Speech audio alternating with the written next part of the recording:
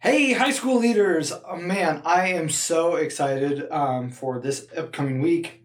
Excuse me, I just ate a really big burrito. Who said I'm not transparent, I guess. Anyways, this past weekend we were at Mix, and man, it was incredible. It was so cool getting to see those students in that kind of environment. There was like 600 middle schoolers at Mix, and out of the group of our 8, 3 of them rededicated their lives to Christ, and 1 of them accepted Jesus for the very first time. It was amazing. It was so incredible. I hope that this past weekend you had some time to either rest and just recover and relax, fill up your cup, or that you spend some time with your kids. I hope that either one, I think, is a huge victory and a big win. This week, as we're continuing on in our series, How to Friend, we're going to be taking a bit of a different look. We're going to look at a verse in Proverbs. It's Proverbs 12:26, and I've got it on my screen behind me, so that's why it looks like I'm not looking at you. It says, "The righteous choose their friends carefully, but the way of the wicked leads them astray." And we're going to be kind of tag teaming this verse, this quote of wisdom, and we're going to be paralleling it with the story of maybe the greatest friendship in the entire Bible, of David and Jonathan. And why it was such a crazy friendship is because Jonathan chose David as a friend, even though they should have been enemies. David was anointed by God to become king, but Jonathan was the heir to the throne. They should have been competitors, but yet Jonathan chooses to befriend David, and Jonathan is hailed for it. Like it's an incredible thing. And so really what we're going to be focusing on this weekend is we're not going to be saying so much of like, you need to ditch your friends, you need to get rid of those losers that you were friends with. That's not it at all. I believe that Jesus hung out with so many terrible people that the Pharisees, the religious people, were constantly berating him that he was around the bad people. And if our students are around the bad people, I think that that is a win for the kingdom of God. That's not what we're trying to communicate this week, that they need to ditch their friends. Instead, what we're going to be communicating is that you can pick your friends. And when you pick your friends, you need to do that really intentionally and with a lot of clarity and focus, because so much of high school and so much of middle school is you're friends with people just because of the fact that you go to the same school. You share the same classes. You never really picked this person as a friend. Instead, you just kind of were close to them. Now, the thing that I want to just kind of caution you about, think about 2 things. One is this is a talk all in like kind of preparation for the fall. Now, for some of our kids, you know which ones, this is going to be an easy conversation to talk about friends because they've got so many friends. But some of our kids may not feel like they have friends at all. And some of them really may not have friends at all. And so I want to encourage you as a small group leader this week. You know your kids, you know your group.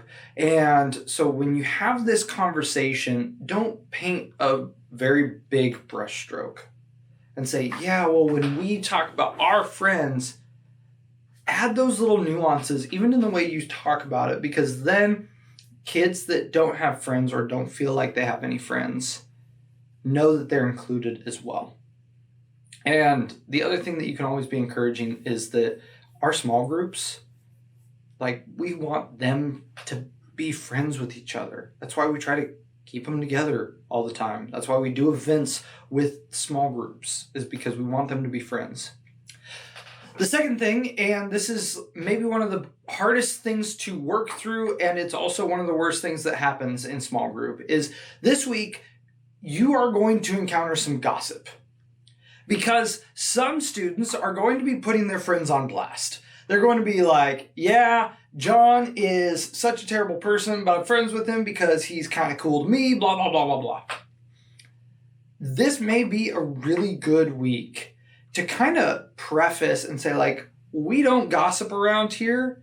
We only talk about people in such a way that if they were to hear about it later, they would feel good about it. Because our goal, our hope is that every single small group can have any person in it. And so if your student is sitting down talking about John, and then 2 weeks later, John comes to youth group and is in that small group, would he be happy about the way that he was talked about? If not, it was probably gossip. And I think that that's kind of the delineating line, and that may be a way to say, this is how we do things around here. And if you want to make it really, really easy, you can just tell everybody, don't name any names. And don't give like oddly specific details. Don't be like, yeah, man, she's the pastor's kid. I don't know her name. Like, don't be like that. So those are the things that I want to encourage you about. How this weekend is going to play out. We're going to do our normal thing that we've been doing all summer long. We'll be outside. We will play some games outside, hanging out, having a good time.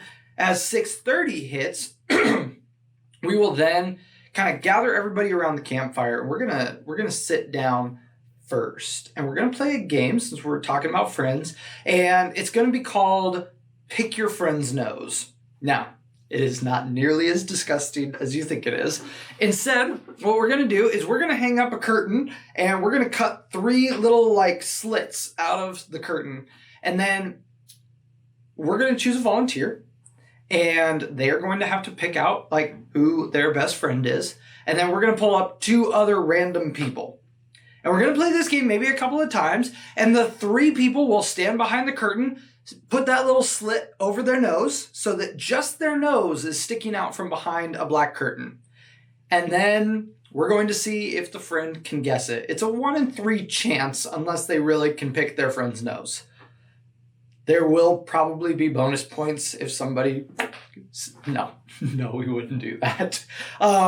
But after we play the game, we'll move into a time of worship, and then we'll do the message and break off into small groups. And so that's how this weekend is going to go. The things that I want to make sure are on your radar, I'm looking at the big calendar over here, that's why I'm not looking at you right now, is... that the very following Sunday, it is the 28th. That's 10 days from now. We're doing worship in the park as a congregation. And so that's where we're going to be all in the Sunday morning. And that Sunday night from 4 to 7 p.m., we are going to be having our final lake day. We've got 2 boats that are going to be pulling people around. One will have a tube, and the other, we're actually going to try water skiing with some of our kids. If kids are like not keen on it, then we won't do that. And the other one will just pull them on a tube and it'll be a grand old time. But if you could be there, I would so deeply appreciate it. This is our last like big fun event for the summer. And then we won't meet again on Labor Day. And the week after that, we are going to do our Pizza Palooza. So if you can drive, students, on September 11th, please let me know, yes, if you can, and second, how many kids can fit in your vehicle. Obviously not counting you. So that would be super helpful. Please drop that information in the chat or in our all volunteers chat. I would really, really appreciate that. So that way that can be as great of an event as possible. Guys, I am so excited for this Sunday, and I cannot wait to serve with you.